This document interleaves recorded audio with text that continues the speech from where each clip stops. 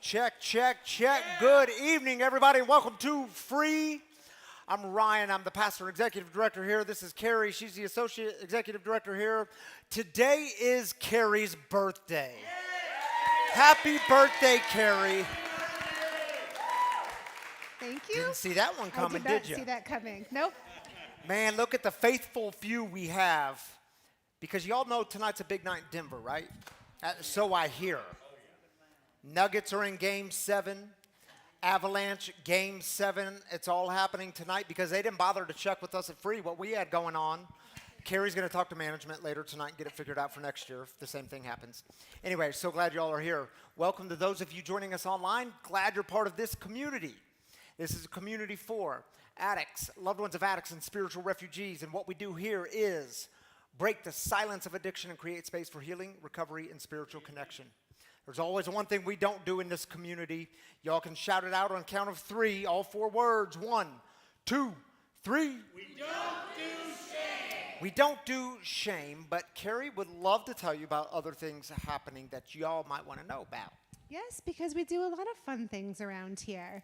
First, if you are new with us, welcome. We're glad that you're here. We want to get to know you. After service, we would encourage you right outside of these doors. There's the staff office. We would love to get you a welcome bag. Inside the welcome bag, you'll find more information about what we do here. You can get information about our app, how to get it downloaded, as well as our Connect card to get signed up for our mailing list. But one of the most important items in that bag is some fresh roasted Wagon coffee by the amazing Tammy Cannaday and her women from Wagon Coffee. It is some of the best coffee you will ever get here, or really anywhere, but locally here in Denver, it's roasted right outside. So come get connected, sign up for our newsletter. Then you'll know some of the other events that we're having. For example, we have Sober Open Mic on May 22nd. It's a Thursday. There you go. It is, May 22nd. You're right. See? I didn't even have the notes, and I remember that, so I'm proud of that. But yes, it is on May 22nd. We partner with the Phoenix, and it is sponsored by Colorado Artist in Recovery as well as the Hornbuckle Foundation. Woo-woo. I know, it's pretty amazing. If you guys have never been, it's a wonderful evening. Some of the most talented members of our community are so brave, and they get up here, and it's such a fun night. Some of these people are performing for the first time in early recovery. Some of them have never done something like this before. There's singing, there's poetry, there's music, all sorts of different things. One thing about the link is right now, if you did receive this in our newsletter, the link to sign up to perform as well as attend. They're having some technical difficulties. It will be fixed apparently by next newsletter, so get signed up and then you'll know when to sign up, and that will be that Thursday that it comes out. And then I don't remember the next announcement. Golf tournament. This is a fun one, and I don't get to do it. So I'm going to bring up my friend Jerome, and he's going to tell you all about it. Jerome, give us the good word. Come on. Thanks, buddy. Hey, everyone. Good to see you. It's that time of year again. We are hosting our 3rd annual charity golf event at Arrowhead Golf Course in Littleton, Colorado this year. This will be our reoccurring date, by the way. It's the day after Father's Day. So June 16th, it'll be a 2 o'clock start time for those of you who need to take a half day off work. We'll gladly write you a note. You will be excused. It doesn't matter what your boss says. They have to. I mean, you could take FMLA for this if you need to. I'm just kidding about that. But yes, we also have some unique sponsorship opportunities. We do have a special event this year on hole 10. We're going to have an air cannon on one of the tee boxes. So if you choose, you just make a donation, and you'll be able to shoot the golf ball about 400 yards.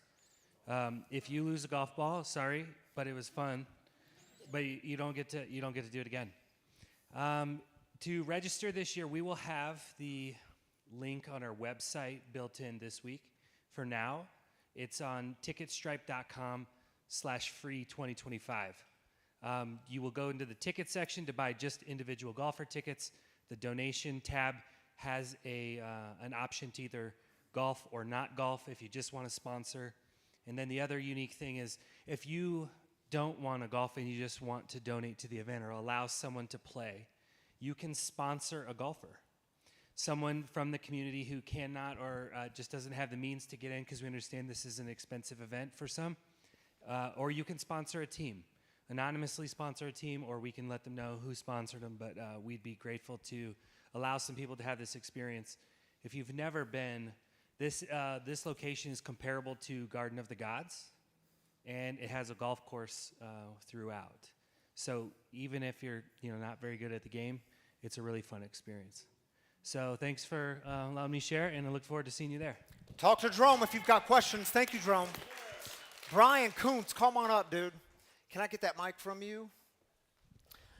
Brian's going to tell us about a new meeting that's kicking off. And Brian, the mic is yours, dude. Hello, hello. Can y'all hear me? Oh, yeah. Yeah, we're good? All right. Hey, everybody. My name is Brian. And, yeah, I just started Multiple Pathways All Recovery meeting. It meets every Friday at 7 o'clock in the nursery.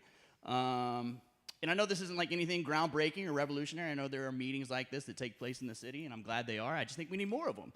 And I'm going to share my why with you guys, and I hope I don't offend anybody. Like I said at the last service, if you take offense, call your sponsor. I don't know. Do the work. Yeah, therapist session. I don't know. I can only share my experience, right? So several years ago, when I first tried getting sober, I was going to this AA meeting back in Texas, right? And I went, y'all know how it goes. It took me several times going to this meeting before I finally worked up the courage to speak and to share, right? So I finally picked my spot. I said, here we go. My name is Brian. I'm an addict. And those are the only words I got out because this old timer cut me off and he said, do you have a desire to stop drinking, addict? And I was like, yeah. He said, you may continue. I don't know why I do that voice. I don't know why either. It's great, though. He was an old crusty. Anyway, but I said, you know what? Screw you. It wasn't screw you. It was something synonymous for screw you. You know what I'm saying? I gave him 2 words, and I left that meeting, and I went and I got high. And I stayed high for many years after, because if that's what recovery was, I didn't want a part of it, right? Yeah. And it got pretty gnarly, as you can imagine. There were a couple of overdoses, like legit paramedics, 911, Narcan resuscitation. I feel very fortunate to be alive. Fast forward a few years later, so I finally did find recovery. I finally got over myself and started going to 12-step meetings, and I can't say enough good things about them, right? I don't want anybody misinterpret this. I'm not dumping on AA. I'm not dumping on NA. I work both programs. As my buddy Sam says, you're a bisteptual, Brian, so that's me. I work both programs. But back in August, I started an NA meeting here at Free at 7 o'clock in the nursery, and it was going great. Meeting blew up. However, I was coming up against some of that old resistance again. People were upset that people were identifying as alcoholics in an NA meeting. They were upset people using language like sober instead of clean. And I just got tired of it, honestly. I still attend NA meetings. I still attend AA meetings, and I respect that. But I wanted just to try something different where anybody can come. However you identify, we're here for you. If you are in recovery, if you're curious about it, come check it out. Meetings are at 7 o'clock in the nursery. Thank you, Brian. Grateful for your work, dude. Appreciate you, brother. Thank you. All right, y'all, the way we get started here at Free on a Saturday night is with celebrations. We start with the good. We lift up the good. It's a profound part of our time together. God joins with us in the celebrations. Maybe you are celebrating a sobriety anniversary or a birthday or whatever the new thing in your life of recovery is. We celebrate it all here. If you're online, drop your celebrations in the YouTube comments or the Facebook comments, whichever platform you're joining us from. We'll celebrate with you there. We take 3 minutes for this. Jerome has a mic on this side. Austin has a mic on this side. Just raise up your hand and let's do the good news. This time is yours. My name is Layla, and I just wanted to wish my friend Violet a happy birthday tomorrow. All right, happy birthday, Bryla. We'll celebrate that. Happy birthday. Hi, I'm Jeffrey. I'm an alcoholic, but not about me tonight. My very humble wife celebrated 9 years this past Sunday. 9 years. Happy birthday. Never seen her take a drink our entire relationship. And then the most important person, my mom to my right, is going to be 75 years old tomorrow. Happy birthday, Mom. 75 years old. 2 very important celebrations.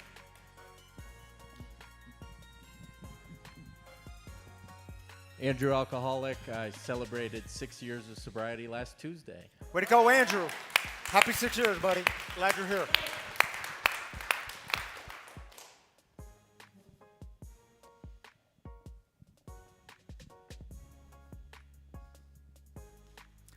Look at us all quiet tonight. Shiloh, do you have a celebration? Oh, she's going to join me, so we can't celebrate it yet. No, let's just do some more awkward silence. All right.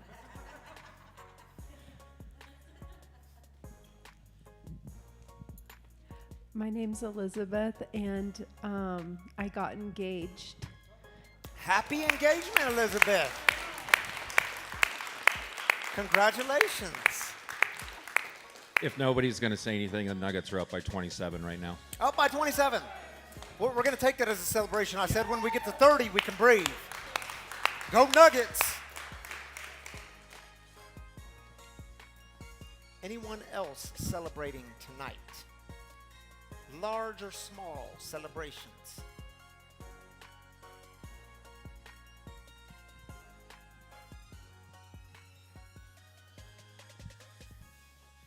All right, Shiloh, you want to join me up here? Shiloh is not our middle daughter. How do we describe it? Our second daughter, because there's 4, so you can't be in the middle. Well, there's 2 sons and 2 daughters. Y'all know what I'm saying. Shiloh is 12 years old, and she just got back from Arkansas a couple hours ago. The flight landed. Her and Mom, Tammy, were in Arkansas. What were you doing in Arkansas? So I had a gymnastics competition, and This was regionals, though, right? yeah, Big deal. regionals, and I got first out of the entire region. Way to go, baby. Proud of you, girl. All right, you gonna stay up here with me? All right, we're gonna join our online community. If we have, it's not, there it is. You want the first one? Sure. Okay.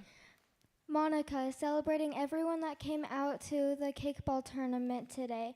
We all had a blast. Thank you, Noelle, for bringing masks and capes so we could all live out our superhero dreams. All right, the free kickball team, way to go, y'all. Masks and capes. Woo, y'all went big today. That's Devon? Who's Devon? Okay, Devon, people know you here. You're a big deal. Just left rehab today, 41 days sober. Way to go, Devon. Happy 41 days. All right, Seth. Oh, this is yours. This is Seth, who was here last week, who's launching Free Recovery Chicago. All right. Seth, 7 years of sobriety this week. Woo, woo, way to go, Seth. Proud of you, dude. Tisha says, Jared and I are celebrating 9 months and 10 months. So thankful to have him on this journey with me. Jared and Tisha, congratulations to you. Glad y'all are joining us tonight. And I believe that's all. Thank you. Oh, we got more. You want this one? Yeah. Is it Kaylin? Mm-hmm. Okay. Kaylin, I am down 47 pounds since I started my weight loss journey and feeling great.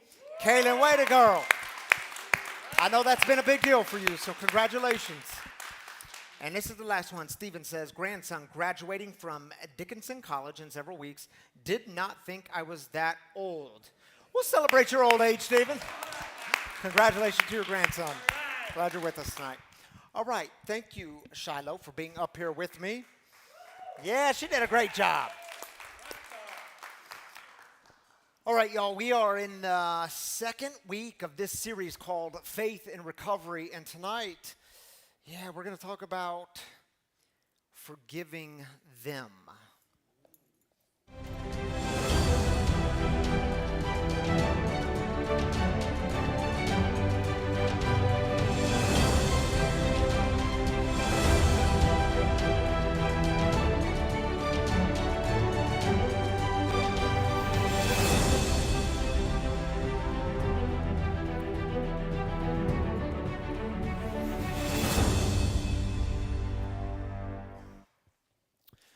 So a few years back, there was about 10 of us gathered in our living room, and I was leading a group, and the title of this group was called Forgiving Your Enemies.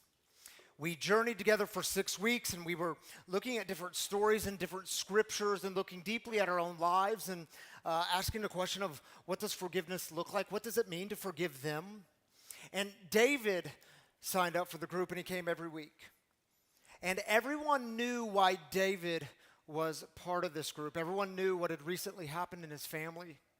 There was an individual who caused a great deal of harm to them, an individual who took something of most value from them. Everyone knew the pain that he was suffering with. And on that sixth and final session together, I closed us in prayer, and right before I prayed, I just opened it up for anyone who wanted to say a word or say a line of prayer to do so. And so I prayed, and then just like a few minutes ago, there was this awkward silence. And then David blurted out. And when he blurted out, I looked up and I see David, he's sitting on the couch. And he's just hitting his knees with his fist. And he can barely get the words out. And he says, God, I forgive Dustin. And everyone knew who he was referring to. And it was one of those moments where you could almost feel the air lift in the room. It was one of those moments where it was like David could finally breathe again. And y'all, here's what I know. In my experience, there is nothing that will hold you captive more than your refusal to forgive them. And is it true for people in recovery? We can put down a drug, we can put down a drink, we can put down a substance, but we can still hold on to all that anger, all that resentment, all those fantasies of revenge, all that hate, we can let it swirl. And do you have someone in your life that you have not been able to forgive? Because you were just so hurt. You were so wronged. You were so betrayed, and you haven't been able to let them go. So much so, they consume your mind. They consume your heart. They own a piece of you, and you are now enslaved to them. And my brothers and sisters, you weren't created to be slaves. You were created to be free. Yes. And y'all, this is where faith meets recovery. Because if you want to be free, you will have to forgive them. And by the way, what's it mean to forgive them? Here's how I define it now. It changes along the way because there's so many different perspectives and facets to forgiveness. But the way I define it this week at least is forgiveness happens when you stop allowing them and what they did to control you and what you do. It happens when you reject the hate, anger, resentment, revenge that has been circulating within. Forgiveness is about you setting them free so that you can be free. Is there anyone you need to set free? And y'all, why is this so hard? And I'm speaking for myself here. Ryan, why is this so hard? Why do we struggle with forgiveness? Do you know I had people in my life that I did not know how to forgive? I didn't think I was able to ever stop hating them. I did not know how to forgive them, and y'all, it held me captive in here and in here for years because I felt so hurt. I felt so betrayed, and so much so, I'm not talking just little captivity. I mean, I literally prayed for them to die. I prayed for them to die. I wanted to get revenge. I wanted to retaliate. I wanted to get them back. And I was certain God was on my side through this, that God saw them the same way I did, that God saw the situation the same way I did. And do you know what the kicker is? The kicker is I was sober. I mean, I had put down the drink. But what I had to learn in my recovery is, okay, I can put down the drink, but I still have this thing to deal with. I still have my heart to deal with. I was over 2 years into my recovery before I started to really grasp the power of forgiveness and what it meant. And in my life, thank God for the 12 steps, because steps 4 and 9 were pretty good tools to help me breathe again. And y'all, listen, if you struggle to forgive them, I want you to know you're not alone. Many of us struggle with this. In fact, I think it's a human struggle. I think we struggle because we want to maintain control. We're scared of giving that up. We struggle because we have a lack of trust. I mean, do you know how many times I would say in my mind, God, I know you got me sober. I trust you with that, but I do not trust you with them. I don't trust you with this situation and how you're going to handle it, so I'm going to hold on to it because I can handle it better. And okay, Ryan, but are you willing to relinquish some control? Because what do you do with all the pain, all the anger? You know, the big book of Alcoholics Anonymous, it gives a pretty good suggestion when it's talking about resentments. It starts with, first of all, we had to quit playing God. Why? Because it didn't work. Right. And that's the real rub, isn't it? When it comes to forgiveness, too often we like to play God. And then what happens is I want to start being the one to determine who's worthy of forgiveness and who's not.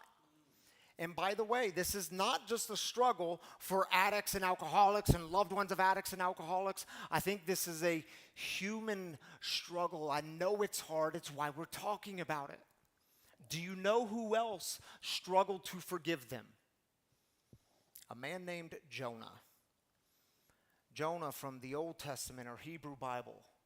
And man, this is one of the most beautiful stories we have to bring us into the struggle of forgiving them. And I love the book of Jonah. If you haven't read it, you can go home and read it tonight in about 15 minutes. It's 4 chapters. It's a very beautiful story in the Old Testament of the Scriptures.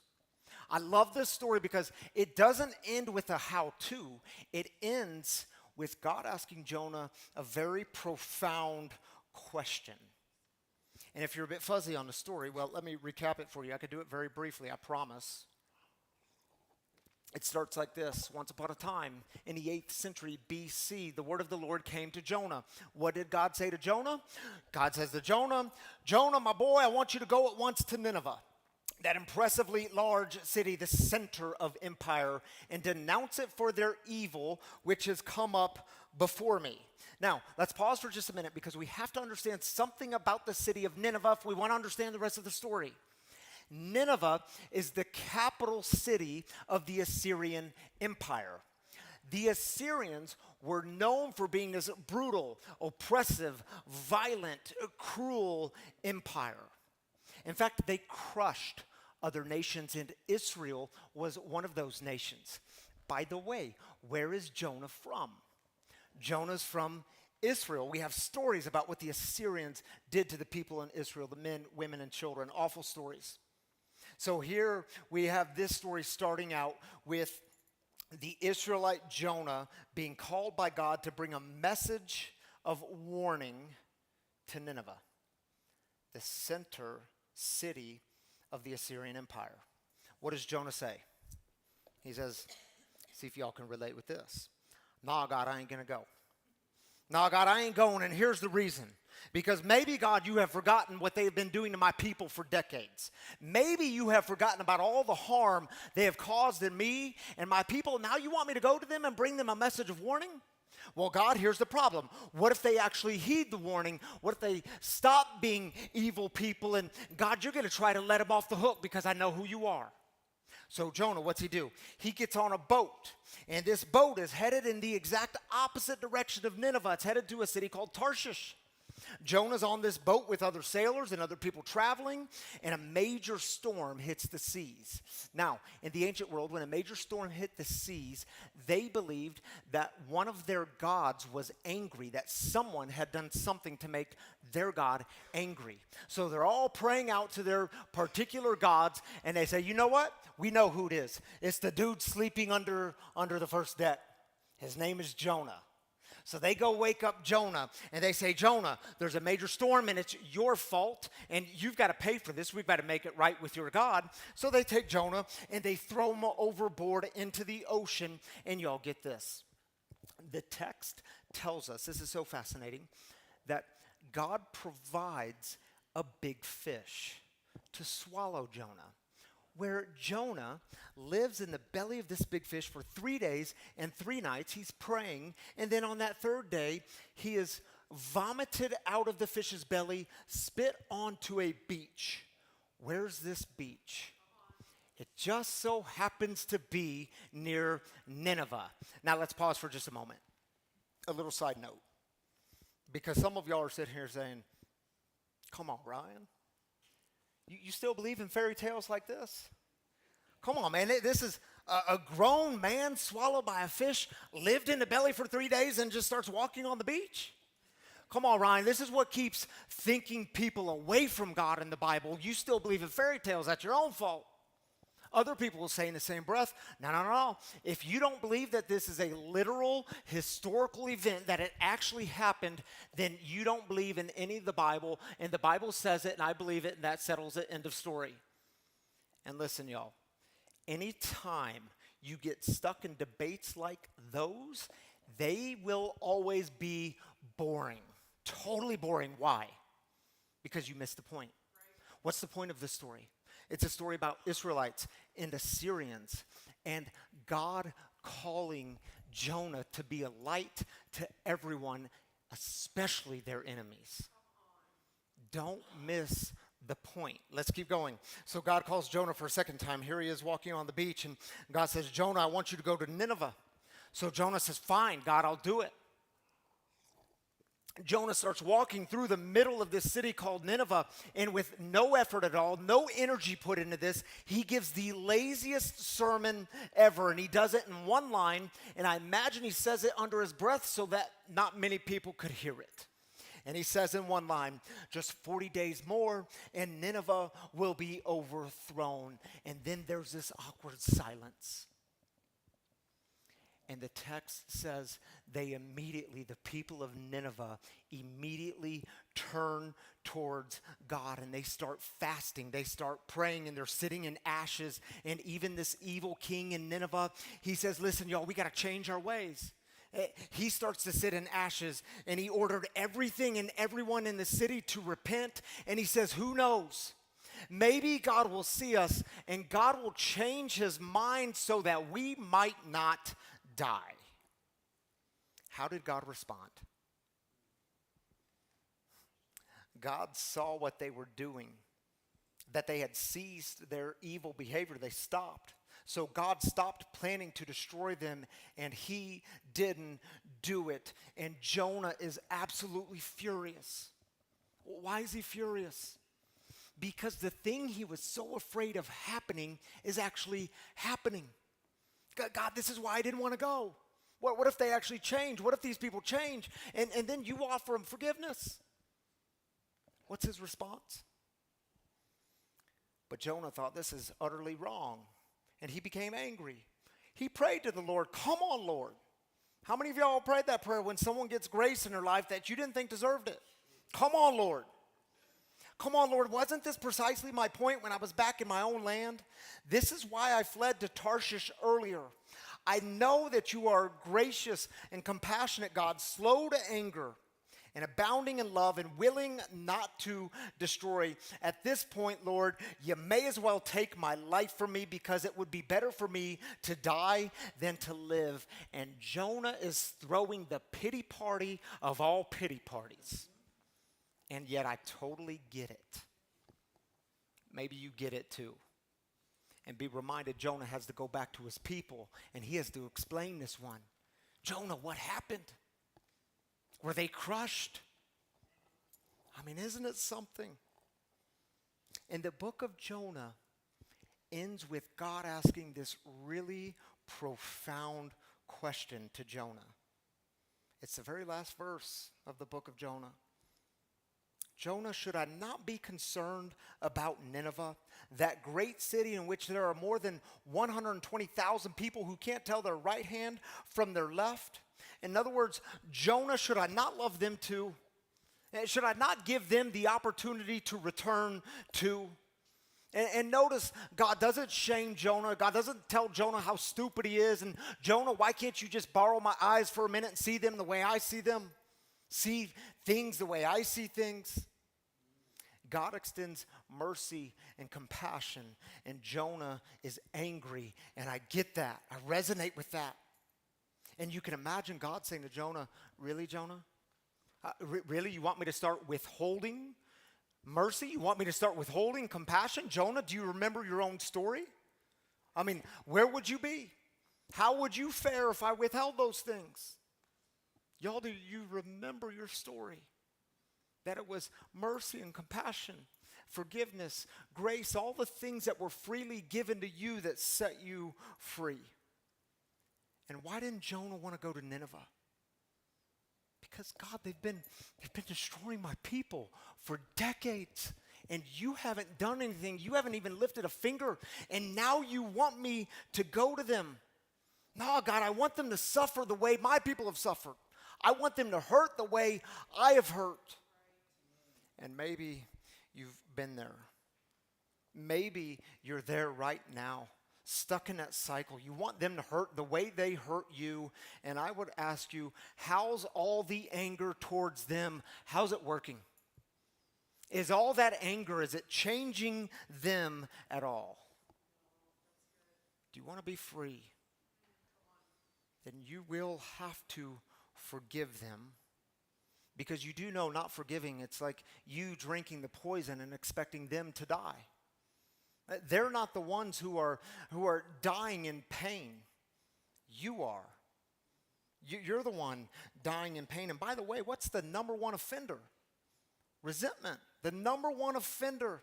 And it will always seek to kill you, but it will settle for making you absolutely miserable. And by the way, they're not even thinking about you anymore, but you are so consumed with them and what they did. And maybe you put down the drink or the drug some time ago, but you haven't been able to put down all the hate, all the anger, all the resentment, all the fantasies of revenge that just kind of swirl in here.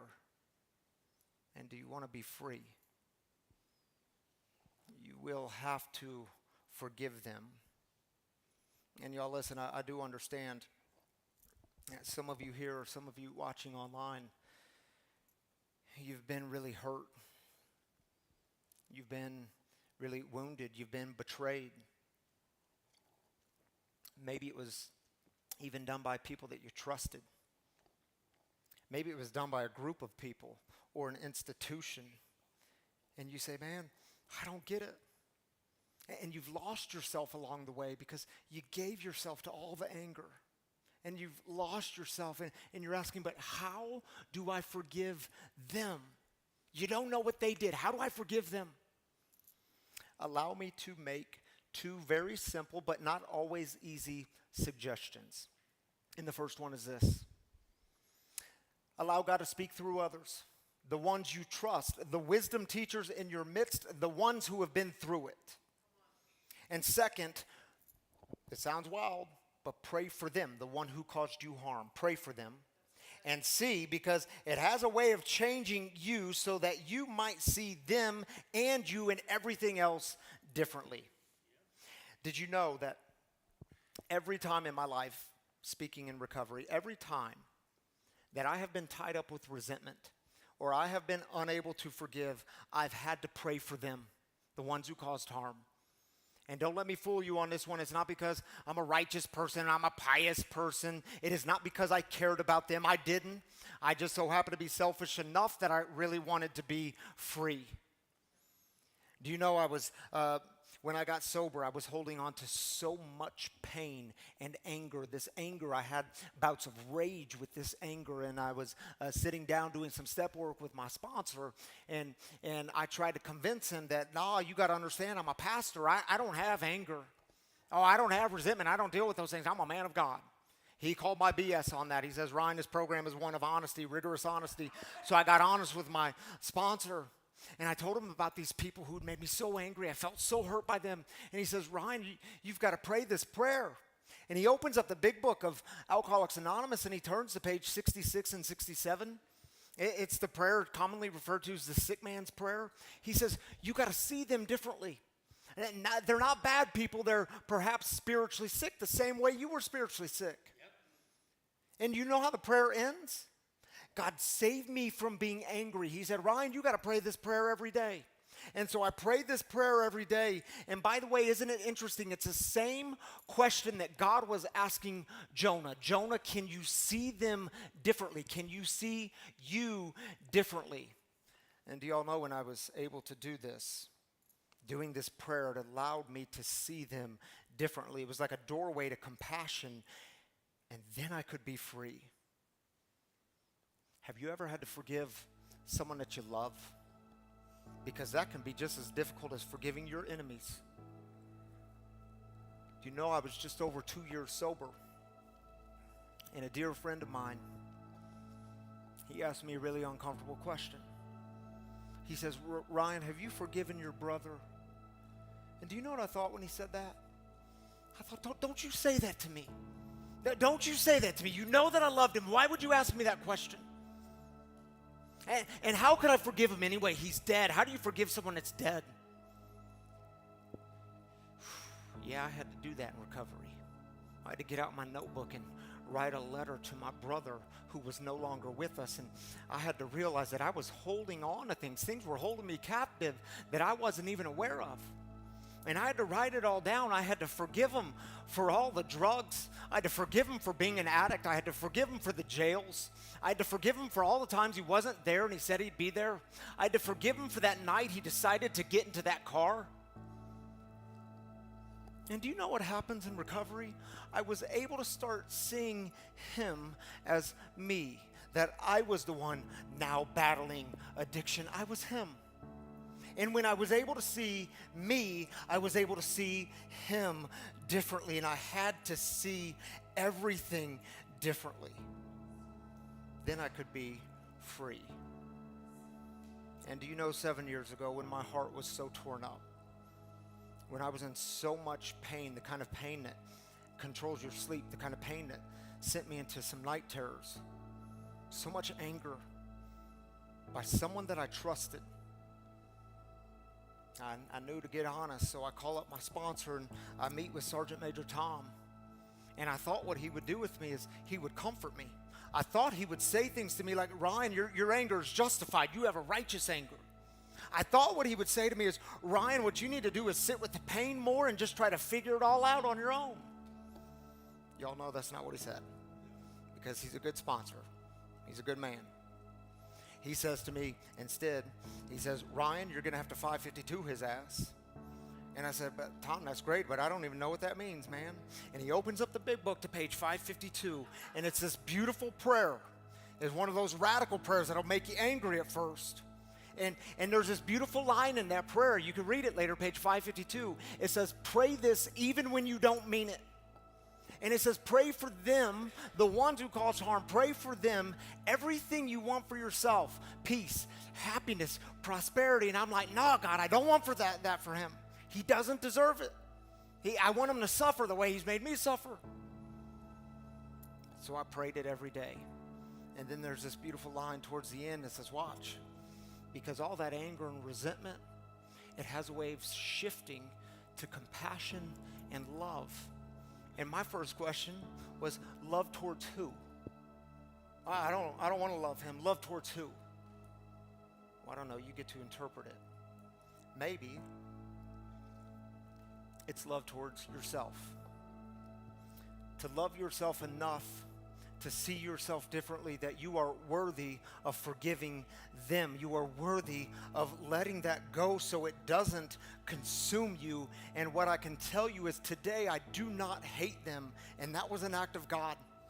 I was able to see them and myself differently, and in this moment, at least today, I am free. You see, my brothers and sisters, allow God to speak through other people, the ones you trust, because when you're swirling up here with all the anger and all the resentment, you can't always trust your own thoughts. You have to walk with others and then pray for them, the ones who caused harm.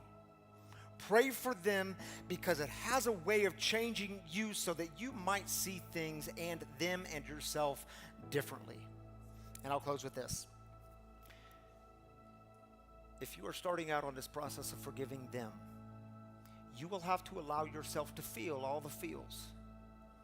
And I know that can be uncomfortable because many of us, we spent years or decades not feeling. We would numb that stuff out. We numbed out the pain. We didn't want to face the pain. You might, in forgiveness, have to go to the deepest places of pain in your life. Acknowledge it, feel it. Surround yourself with people who will walk with you through it, and surround yourself with a God who has all kinds of mercy and grace and compassion towards you. Because see, forgiveness, it's you saying, this thing, this person, they are not going to control me anymore. They are not going to consume me anymore. Here, God. Here, God, you take it because I suck at it. It's killing me. You take it. Yeah. Do you want to be free? Then you will have to forgive them. So here's what we'll do. We're going to hear a song. It's by the great artist NF. This song is called Paralyzed. And if you want to just sit and reflect on what is forgiveness to you, I invite you to do so.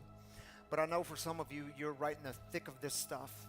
And oftentimes what we need when we're in the thick of it, we need a little blessing to just keep going, to be reminded of who you are, that you are worthy of forgiving them. So if you want a little oil blessing on your hand, oil, it's just a symbolic thing that's what they used in the ancient world to keep things new, keep things fresh.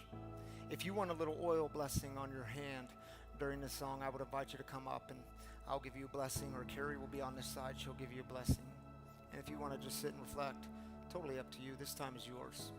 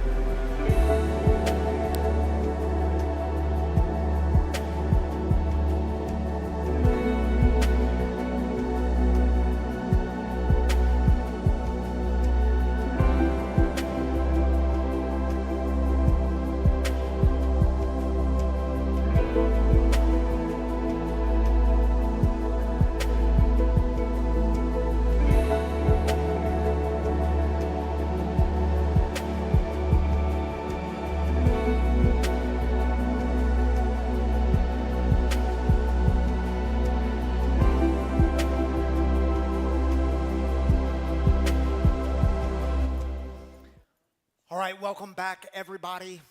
If this is your first time here, if this is your first time joining us online, well, you should know that we have a guest storyteller who joins us in the living room every single Saturday night. And now I'm really excited about this one because we get the honor of having Miss Sharletta Evans here with us this evening. And I know many of you sent me emails this week and you're so excited about this. Some of you are like, wait a minute, who in the heck is Sharletta Evans? Let me fill you in a little bit if you don't know.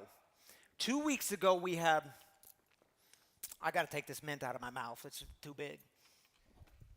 2 weeks ago we had Raymond here. Yes. Raymond shared his story with us, very powerful story. Raymond, if you remember, in 1995, he was involved in a gang activity here in Denver, and they were doing a drive-by shooting, and one of his bullets hit and struck a 3-year-old child. His name was Casson, and Casson is Sharletta's son. Raymond was sentenced to 2 life sentences plus 51 years in prison. Then this incredible thing happened where he and Sharletta went through restorative justice together. Many years up to this point. But this incredible story of forgiveness happened to where Sharletta calls him son. He calls her mom. And my question for Raymond when he was up here is, I said, dude, how did this happen? How did she offer you that kind of forgiveness? Do you remember what he said? He said, I don't know. You're going to have to ask her that. So I had the great honor of giving Sharletta a ride home that Saturday night, and I took the opportunity. I seized the moment to ask her, how did you do that forgiveness? And she told me this beautiful story, and for 17 minutes, I said this last week, it was like sitting in the presence of God, and I said, Sharletta, would you please come share that story with our free community? And, well, here she is. So help me welcome my friend, Sharletta Evans.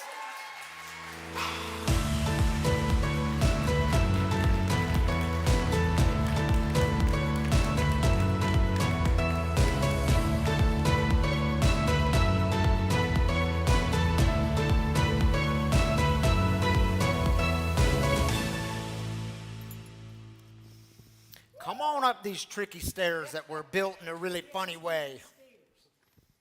It's that last stair that always gets us. Mm-hmm. One more.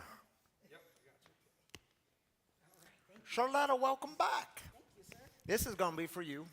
Okay. Thank you. And we're just going to sit on the couch and have a conversation. All right. Thank you. And she's got a picture of her son, Casson, here on the table. I don't know if you at home can see that. So it was December 21st of 1995. And you were holding Casson as he took his final breaths. And what you told me was, it was like holding a piece of heaven. Yes. What do you mean by that?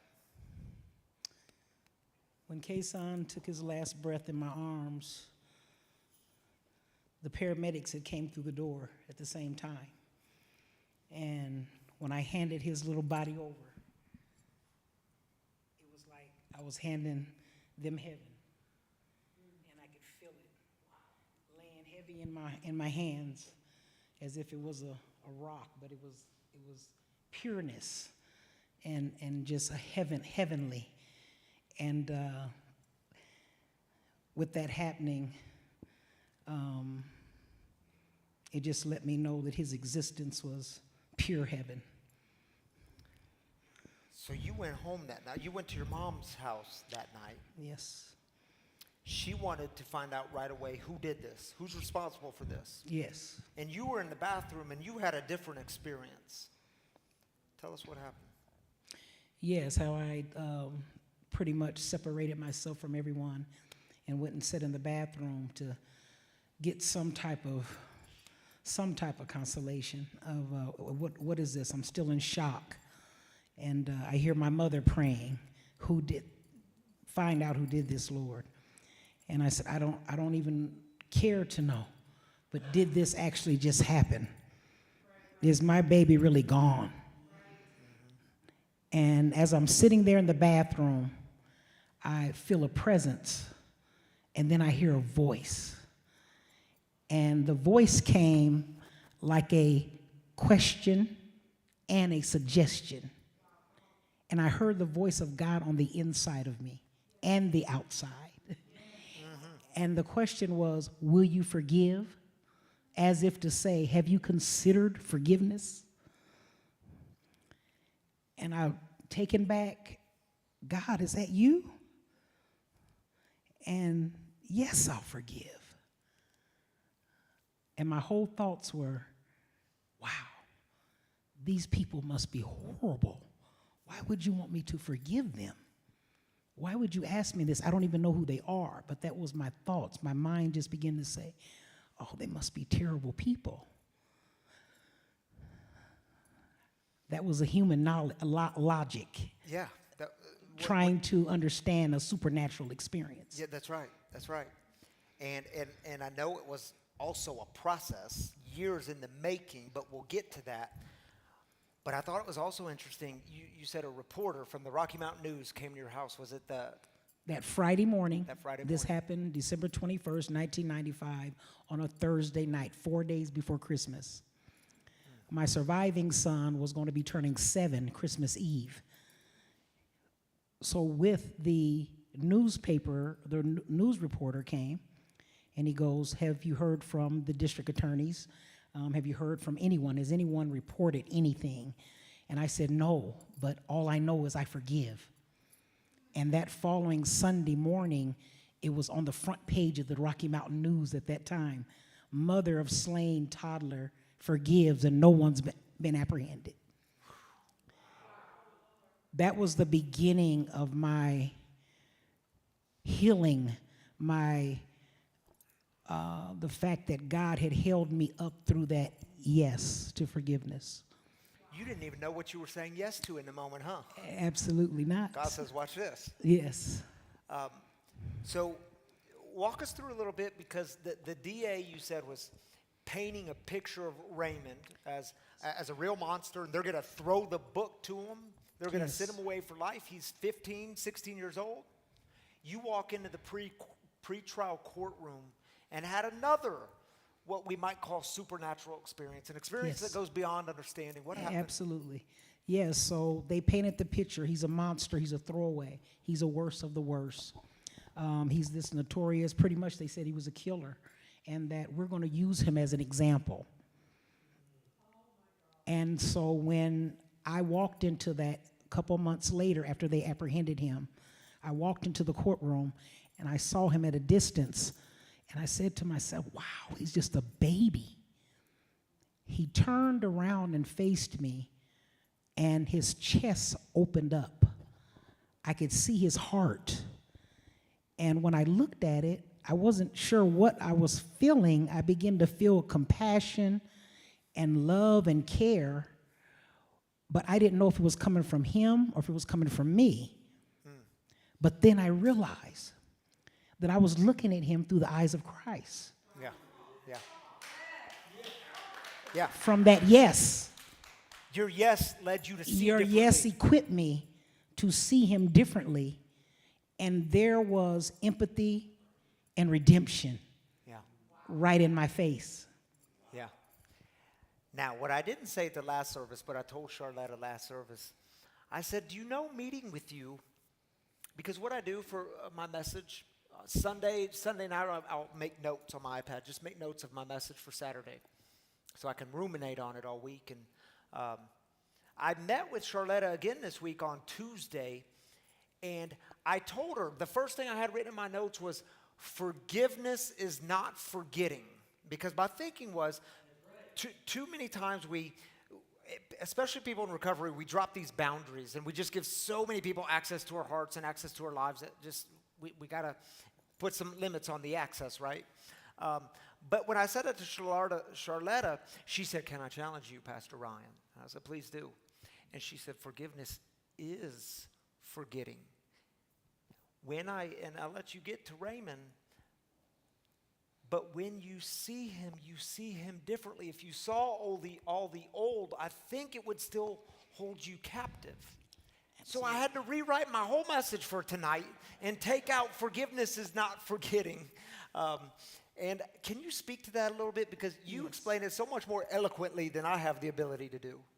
Yes, so when I forgave Raymond, when I seen him in that courtroom, I was seeing him as someone different. He wasn't the man, the boy that took my Casson's life, nicknamed Biscuit, by the way, if you all see his picture. Biscuit. Yeah, that's little Biscuit. He wasn't, that's not how I viewed him. And so now this is things that retrospect are coming to me as I'm going on this journey of forgiveness. So the process, when I dealt with him years in and years out, I begin to say, wow, I don't see him as the murderer or the one that took my son's life. I see him as a young man that needs me. The example I gave Ryan was this. This is why forgiveness and forgetting is synopsis, because when children are outside playing, and Bobby kicks Tommy, and Tommy runs in the house and says, "Mommy, Bobby kicked me." And she says, "Well, don't go out there and play with Bobby anymore." He sits down and has lunch. By the time he's done eating lunch, he's like, "Mommy, can I go back outside and play?" And she says, "Well, I thought you said that Bobby was being mean to you." He goes, "No, Mommy, look, it doesn't hurt anymore." As he rubs his leg where he was kicked, he said, "It doesn't hurt anymore. I want to play with Bobby." So when you forgive, it's the twin sister of forgetting. And that's your evidence that you have done a sound proof in forgiveness. The process does happen, but it's just like salvation. When you give your life to Jesus Christ, your Lord and Savior, it's a process of your making. And you begin to be sanctified day by day, dying daily. It's the same thing with forgiveness. You know it's done. It's a finished work. But you're going to walk through that process and learn the empathy that comes with it. You're going to learn the redemption that comes with it.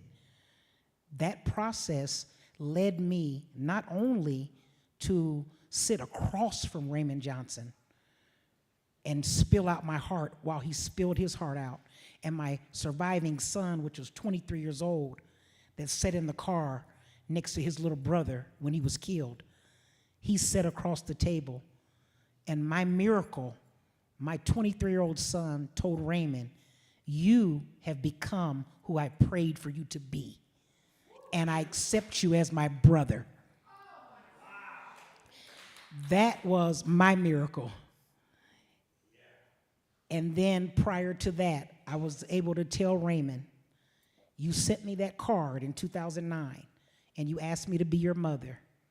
And I could not tell you yes then, but I'm here to tell you now, I can be your mother, I will be your mother." And we started that process of mother and son, and my surviving son being his brother. Yeah. Whew. Will you tell us a little bit about part of the process? And your phrase is heal well. You had to walk through all those 5 stages of grief. Yes, sir. So it wasn't just an overnight thing. You walked through a process. Part of that process was you sitting across from Raymond and taking him by the hands. Yes. What was that like? Yes, the one thing that I wanted to do at the end of our dialogue was to touch his hands. And that was going to be more part of my healing. As I walked through, I confronted, I embraced all the stages of grief. And I knew there was something missing, and that was for me to go face to face with Raymond Johnson. And we had done 10 years of advocacy work. We had done, the first part was 3 years in order to sit across the table from him. Yep. And so we did that work. And I'll tell you, to touch his hands was very challenging for me. But he reaches his hands out, and I begin to touch him. And I said, turn your palm of your hands over. And I begin to pray over Raymond Johnson's hands that he lift and not ever cause harm for anyone else, that he would lift and not put down, that he would help and not hurt. And that was so phenomenal because I hadn't planned to do that. And I began to pray over his hands, and he was so receptive, such a humble man that he had done all of his work prior to me coming to see him, that he qualified for the visit. And so that young man that you all witnessed sitting on this very love seat 2 or 3 weeks ago, he makes me proud. Wow. He is my son, and I am his mother. Wow. Sharletta, is there anything you would say if someone's here tonight or watching tonight or watching this week, watching this story, and they just can't forgive? Man, they struggle with it. They want to, but they don't know how to do it. It's too painful. What would you say to them? I would say that forgiveness, and I often speak of this when I go to universities and colleges of that sort, but the fact that I'm sitting in a community of believers, I'll say it anyway, but forgiveness is spiritually inspired. Yeah. We cannot do it in our human state of mind. It's not going to happen for you. And I explained this to one of your members here, that it's a free fall. It's a faith walk. It's a free fall into the things of God. It's very painful to walk through those things and embrace and face it, what really hurts. But if you take one day at a time and chip at those things that are very painful, you will make it to that destination of forgiveness. Sharletta, I'm so glad you've been here twice now, twice in this community. I'm so glad you said yes to not only forgiveness, but yes to sharing that story with us tonight. And I know Sharletta's been here all evening, so she may be totally ready to go, but if you stick around for a few minutes afterwards, I know people would love to at least say hi to you again. Absolutely, Pastor. Tammy, my wife, last week, 2 weeks ago, she said, Sharletta gave such a warmth. What was it about her? I said, I felt the same thing. You give off such a warmth of someone who's been transformed by a God who is living in you, and that's such a cool thing to see. Thank you for being with us. Miss Sharletta Evans, ladies and gentlemen. All right.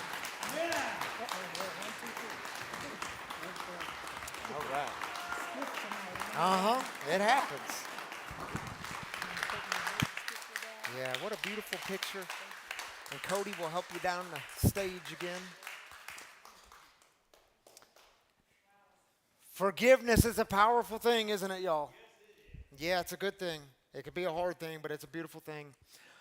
All right, y'all, the way we close on a Saturday night is similar to how we begin. We begin with what we call celebrations. We close in a similar fashion, but we call these things heartaches. It's the burdens that you carry. Maybe you've been carrying some burdens this week, and you've been trying to do it on your own, and you find out you really suck at it.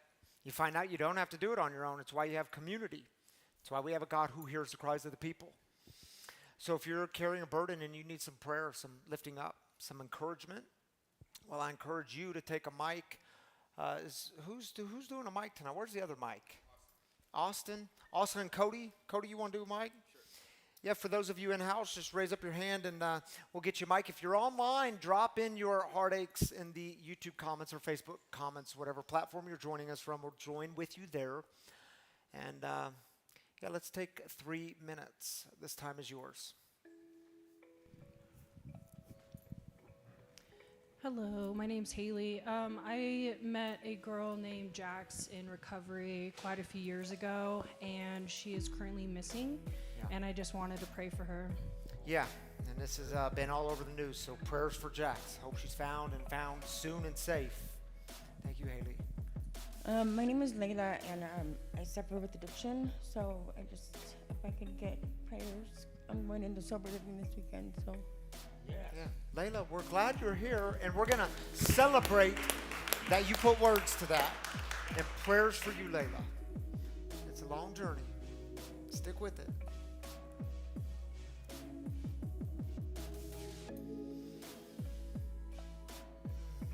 All the way in the back.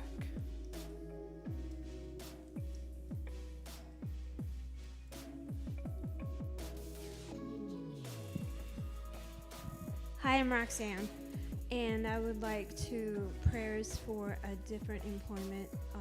The job that brought us here, I really am not very happy with. And I love Colorado. I love our recovery community, and I'd really like to stay. So any prayers that God will lead me in another direction, I appreciate it. Thank you. All right, Roxanne, prayers for you. I'm glad you're here. Thank you for sharing that.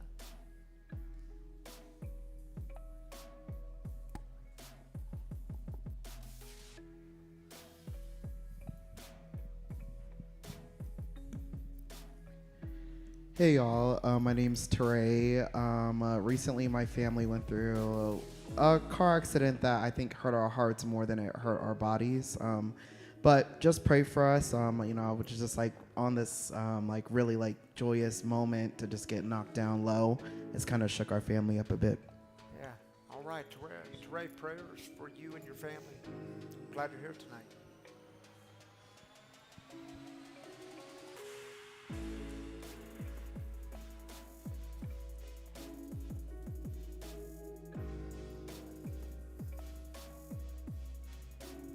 My name is Weston, and just some prayers for my grandma as she's in her final stages of life. She's had a wonderful and beautiful life.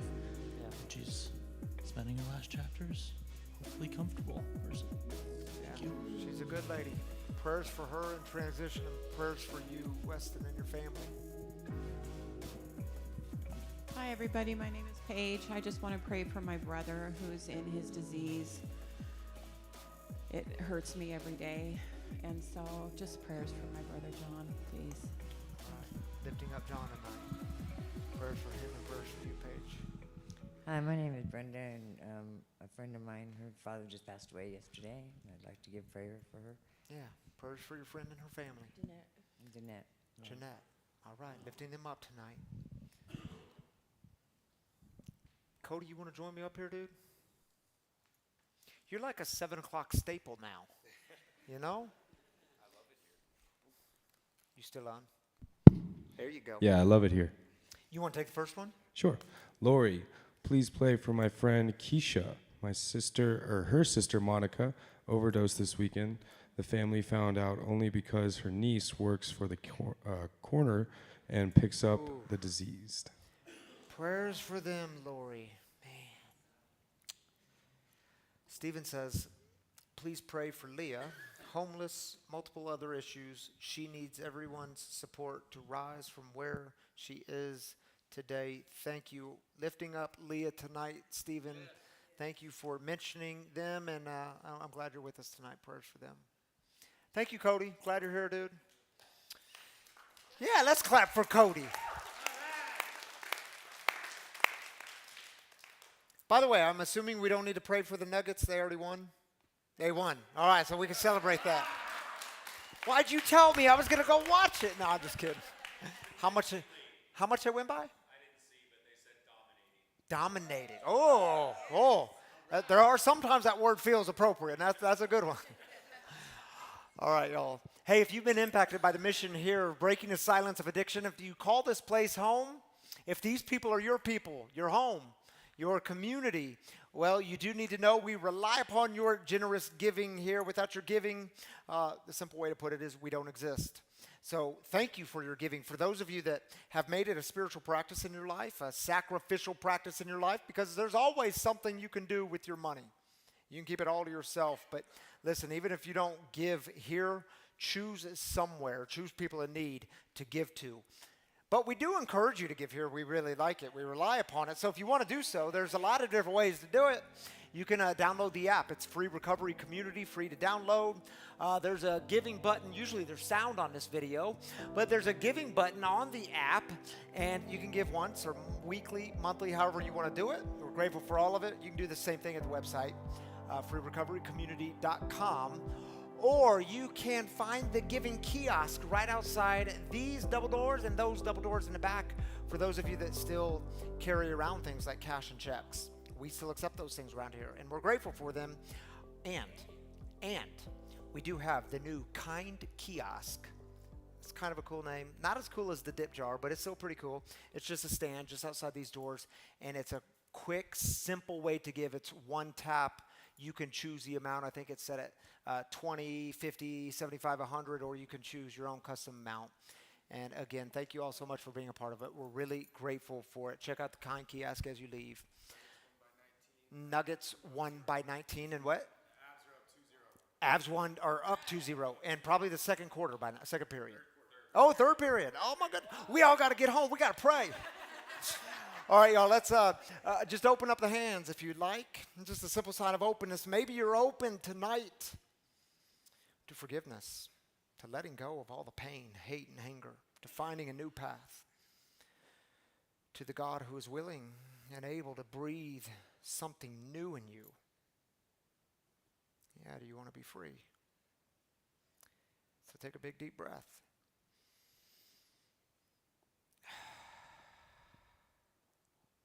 What a gift. If you don't know the Lord's Prayer, it'll be on your screen and we'll pray it together. It goes like this. Our Father, who art in heaven, hallowed be thy name. Thy kingdom come, thy will be done, on earth as it is in heaven. Give us this day our daily bread, and forgive us our trespasses, as we forgive those who trespass against us. And lead us not into temptation, but deliver us from evil. For thine is the kingdom, and the power, and the glory forever. Amen. Amen. Grace and peace to you. See you next time.